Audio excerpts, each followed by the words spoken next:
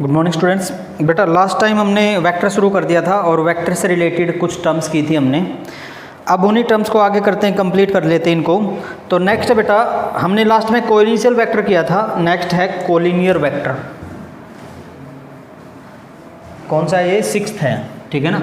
तो सिक्स्थ है हमारे पास collinear vector.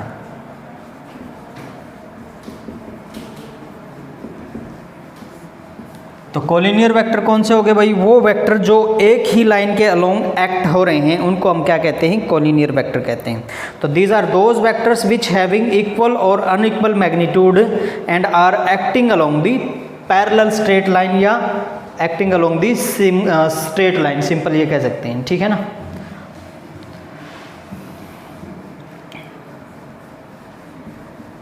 These are the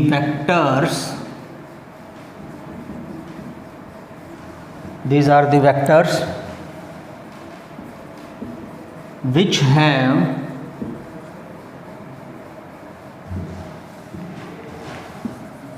equal भी हो सकता है और अनइक्वल भी, इक्वल और unequal magnitude but act along the parallel straight line।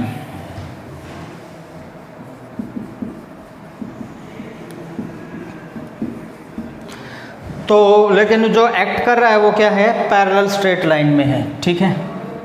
तो अब हम कह सकते हैं कि मान लो जैसे ये वेक्टर ए है तो और ये वेक्टर बी है, तो ये क्या हो गए? कोलिनियर हो गए भाई, ठीक है। या ये वेक्टर ए है और ये वेक्टर बी है, छोटा है बी वाला, तो भी ये पैरेलल स्ट्रेट लाइन पे एक्ट कर रहे हैं ना, तो ये भी क्या हो गया हमारे पास? कोलिनियर हो गई, ठीक है, ठीक है ना। और या हम अपोजिट डायरेक्शन में भी ले सकते हैं कि भाई ये वेक्टर ए है और ये वेक्टर हमारे पास बी है, तो ये भी क्या है? Collinear vector. तो ये वाले भी कोलिनियर होते हैं, ये वाले भी कोलिनियर होते हैं और ये वाले भी कोलिनियर होते हैं। कोलिनियर वेक्टर्स के बीच में जो एंगल होता है वो जीरो भी, इनमें देखो जीरो है, दोनों सेम डायरेक्शन में ना, और इनमें क्या हो गया? 180। तो देयर विल बी या देयर शुड बी लिख लो, देयर शुड बी 0 डिग्री और 180 degree angle between two collinear vectors. तो दो कोलिनियर वेक्टर्स के बीच में जो एंगल होगा वो कितना हो सकता है? 0 भी हो सकता है और 180 का भी हो सकता है, ठीक है भाई। नेक्स्ट है कोप्लेनर वेक्टर, इसके नीचे लिख लेते हैं।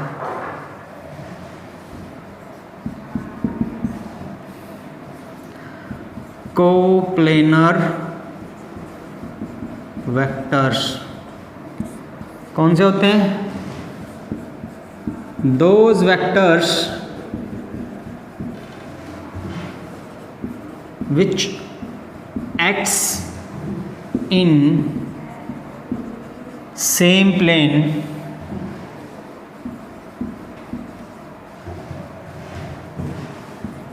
are called coplanar vectors. उनको हम क्या कहेंगे? कोप्लेनर वेक्टर्स कहेंगे, ठीक है भाई। अब फॉर एग्जांपल मान लो जैसे एक वेक्टर ए है, ऐसे ही एक्ट कर रहा है, ठीक है। दूसरा वेक्टर बी है, वो ऐसे एक्ट कर रहा है। तीसरा वेक्टर सी है, वो ऐसे, सारे के सारे एक ही प्लेन में है, तो ये क्या हो गए?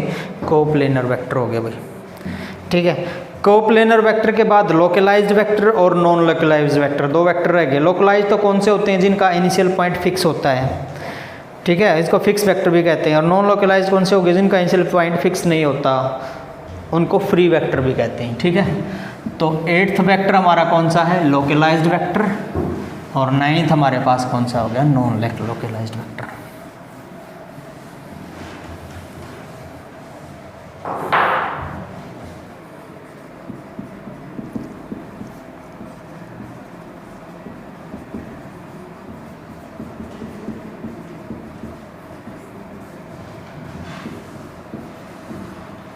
those vectors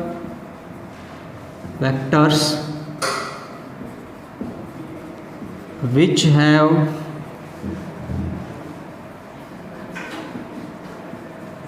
fixed initial point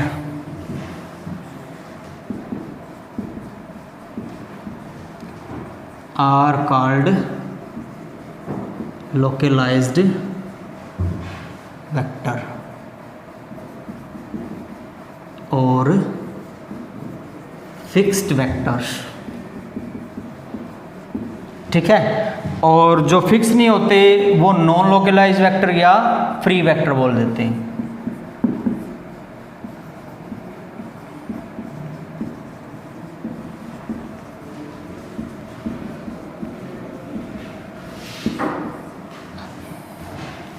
Those vectors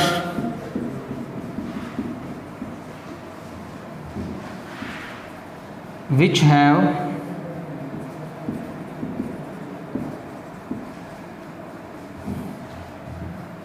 not fixed initial point are called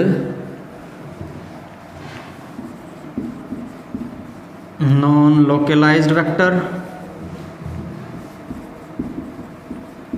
और फ्री वेक्टर्स। तो उनको हम क्या कहेंगे, नॉन लोकलाइज्ड वेक्टर्स कहेंगे या फ्री वेक्टर्स कहेंगे। ठीक है, तो ये तो थी कुछ टर्म्स वेक्टर से रिलेटेड बेटा। ठीक है, अब आगे करते हैं हम मल्टीप्लिकेशन और एडिशन ऑफ, ये जो है वेक्टर्स के एडिशन और मल्टीप्लिकेशन दोनों करते हैं। ठीक है, चलो नेक्स्ट देखो। अब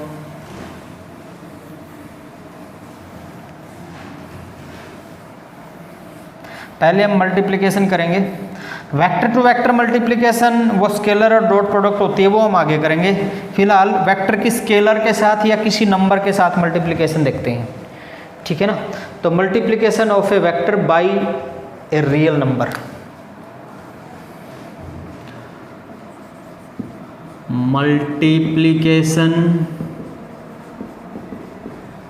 ऑफ ए वेक्टर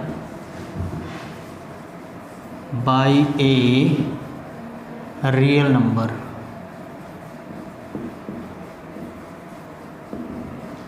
ठीक है, किसी रियल नंबर के साथ। रियल नंबर मतलब पॉजिटिव नंबर भी हो सकता है या नेगेटिव भी हो सकता है। ठीक है,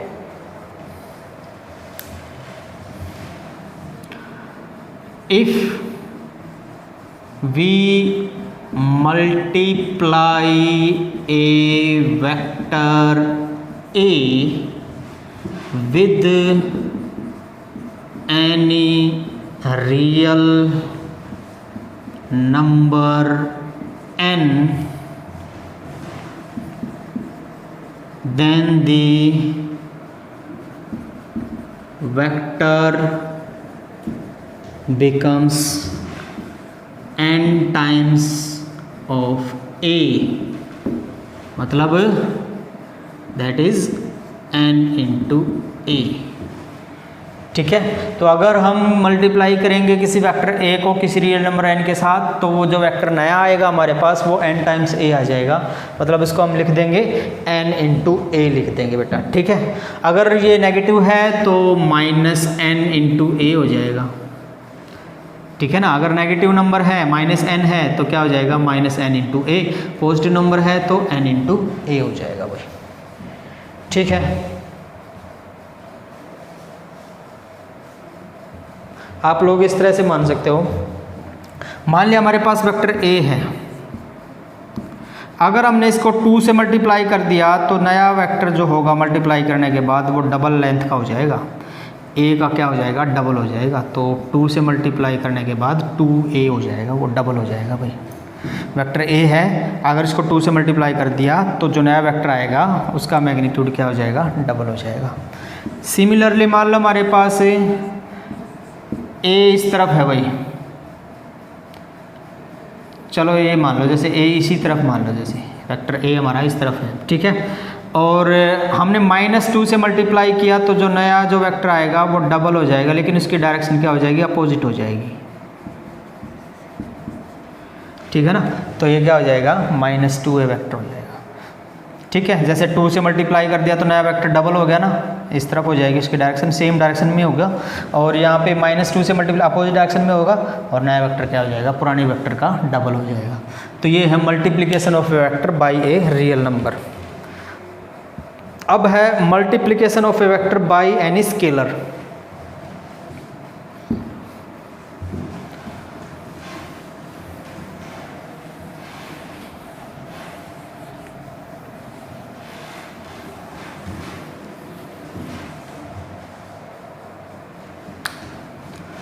by any scalar if we multiply any vector a by any scalar s, then the new vector will be s times that of given vector, ठीक है। तो अगर हम a को s से मल्टीप्लाई कर देंगे तो हमारे पास नया वेक्टर क्या हो जाएगा, एस ए हो जाएगा भाई, ठीक है।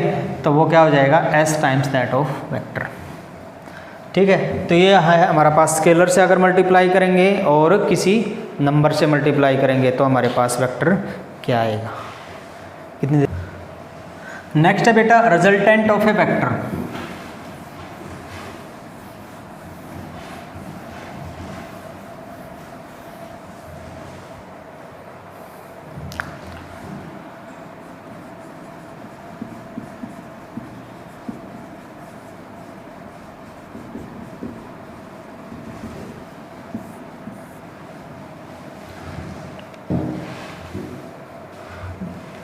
Resultant vector of A vector की बजाय रिजल्टेंट वेक्टर लिख लो, या रिजल्टेंट ऑफ वेक्टर्स लिख लो,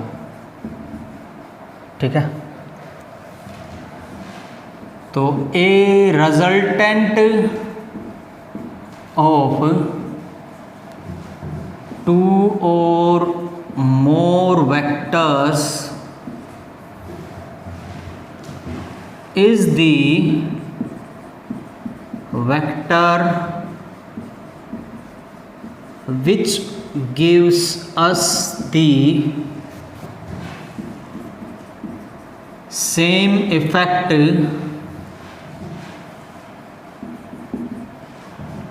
of its constituent vectors। तो बेटा रिजल्टेंट जो वेक्टर होगा किन्हीं 2 या 2 से अधिक वेक्टरों का, तो वो वेक्टर होगा जिसका इफेक्ट क्या होगा, सेम होगा। उन वेक्टरों के जो कॉन्स्टिट्यूएंट उसके वेक्टर हैं ना, उनके इफेक्ट के क्या होगा, उसका इफेक्ट सेम बराबर इफेक्ट होगा, तो उसको हम क्या कहेंगे, रिजल्टेंट ऑफ ए वेक्टर कहेंगे, ठीक है। तो अब फॉर एग्जांपल मान लो जर्नल एडिशन रूल ले लेते हैं जैसे, ठीक है। When 2 vectors are acting in same direction और हमें करने हैं ऐड, जनरल एडिशन रूल, इसमें नंबर 1 पे है when 2 vectors act along same direction। अगर 2 वेक्टर एक ही डायरेक्शन में एक्ट कर रहे हैं तो हमारे पास जो नया वेक्टर आएगा वो, मतलब जो रिजल्टिंग वेक्टर आएगा यानी रिजल्टेंट आएगा, वो कैसे होगा। तो मान ले बेटा हमारे पास ए है वेक्टर ये, और बी भी इसी डायरेक्शन में क्या कर रहा है, एक्ट कर रहा है, तो जो रिजल्टेंट वेक्टर आएगा इन दोनों से हमारे पास जो रिजल्टेंट वेक्टर आएगा वो क्या आएगा, इन दोनों का सम हो जाएगा, मतलब ये और ये दोनों जुड़ के हमारे पास एक नया रिजल्टेंट वेक्टर आ जाएगा भाई। तो रिजल्टेंट वेक्टर आएगा a प्लस बी। ठीक है। सेकंड केस है हमारे पास, when two vectors are in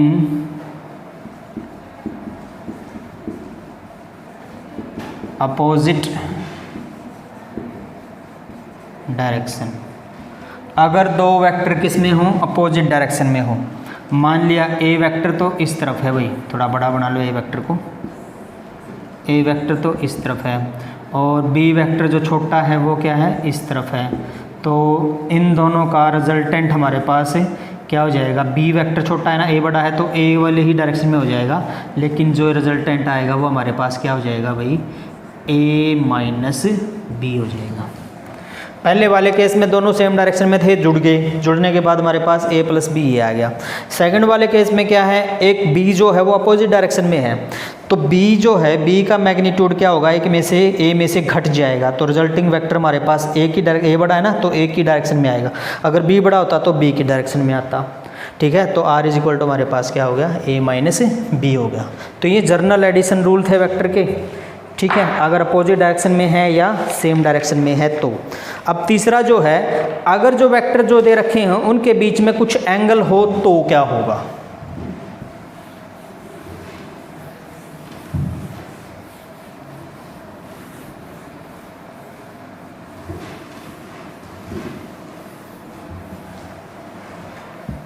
third है हमारे पास, if there is some angle between two vectors,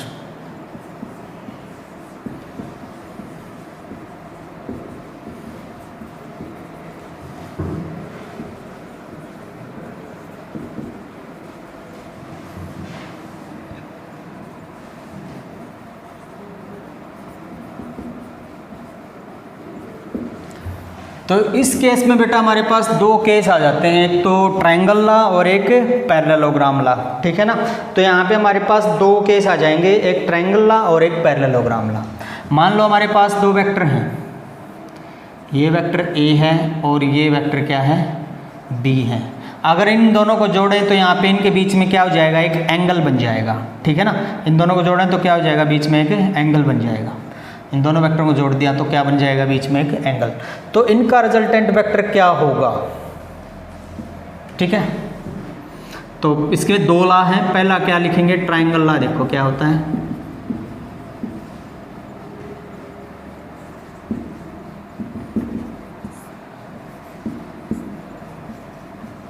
according to this law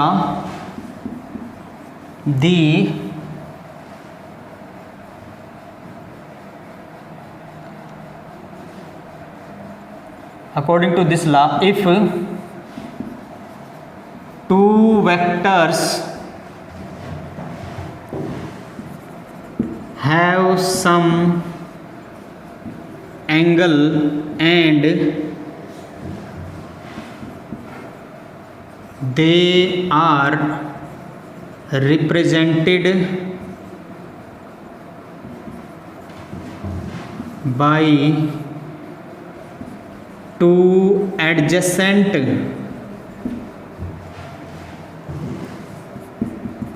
sides of a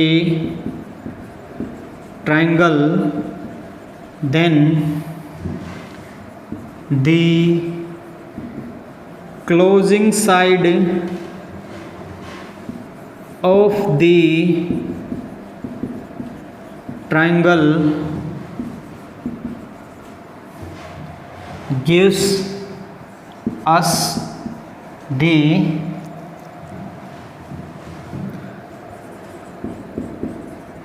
resultant of these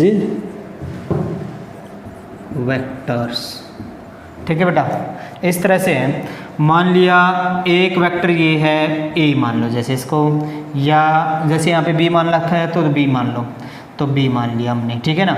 और एक वेक्टर ये हो गया a, दोनों के बीच में कुछ एंगल हो गया, ये हमने एक ट्रायंगल की दो साइड से दिखा दिया। तो जो ये क्लोजिंग साइड होगी ना इस ट्रायंगल की, ये वाली, ये क्लोजिंग साइड इस ट्रायंगल की, तो ये हमारे पास क्या हो जाएगा, रिजल्टेंट हो जाएगा a प्लस बी का, प्लस बी की बजाय यहाँ पे हम क्या लिख सकते हैं, ये हमारे पास क्या हो जाएगा, रिजल्टेंट हो जाएगा। तो एक वेक्टर है a और एक वेक्टर है b, तो जो क्लोजिंग साइड हो जाएगी वो हमारे पास क्या हो जाएगी, इसका रिजल्टेंट हो जाएगा, ठीक है। तो ये था ट्रायंगल लॉ। नेक्स्ट है भाई पैरेललोग्राम लॉ ऑफ वेक्टर।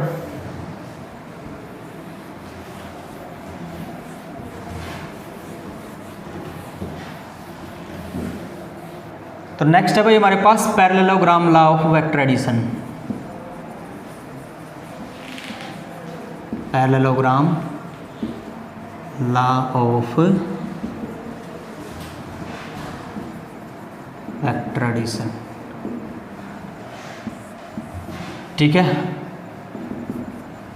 इसके अनुसार भाई अगर मान लिया दो वेक्टर हैं और उनके बीच में कुछ एंगल है और वो हमने एक पैरेललोग्राम में दिखा दिया, जैसे ही हमने किस में लगा दिए, पैरेललोग्राम में लगा दिया दोनों वेक्टर को, ठीक है ना। तो इस तरह से हमने एक पैरेललोग्राम में लगा दिया भाई। तो जो डायगोनल होगा ना उनका, उस पैरेललोग्राम का जो डायगोनल होगा वो हमें क्या देगा, रिजल्टेंट वेक्टर देगा भाई।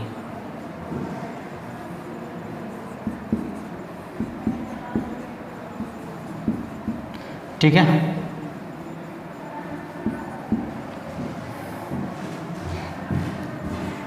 According to this law, if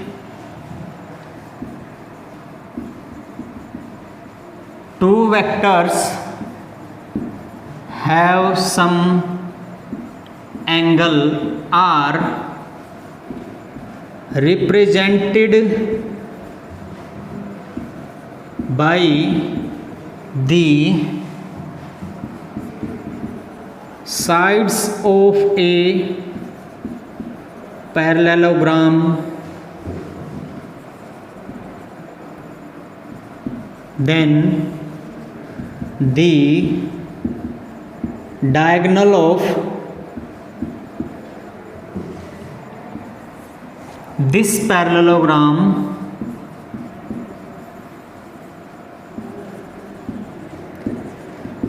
gives us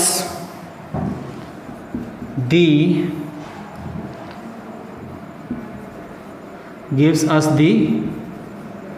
resultant of the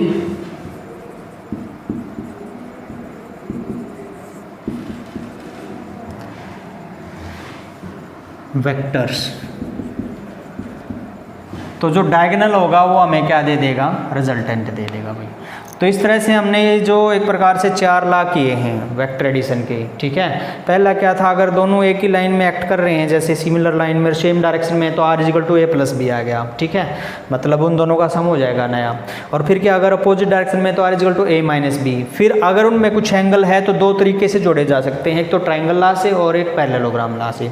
triangle law में क्या था, दोनों को हम एक ट्राइंगल की साइड से दिखा देंगे दोनों वेक्टर्स को, तो जो क्लोजिंग साइड होगी वो उनका क्या हो जाएगी, रिजल्टेंट हो जाएगी। और पैरेललोग्राम लॉ में क्या है, उन जो साइड दोनों को हम क्या दिखा देंगे, एक पैरेललोग्राम की साइड से दिखा देंगे, तो जो डायगोनल होगा वो उनका क्या हो जाएगा, रिजल्टेंट हो जाएगा भाई, ठीक है। तो इस प्रकार से हमारे पास ट्राइंगल लॉ और पैरेललोग्राम लॉ दो वेक्टर एडिशन थी, ठीक है भाई। तो आज के लिए इतना ही, बाकी हम कल करेंगे। Thank you very much.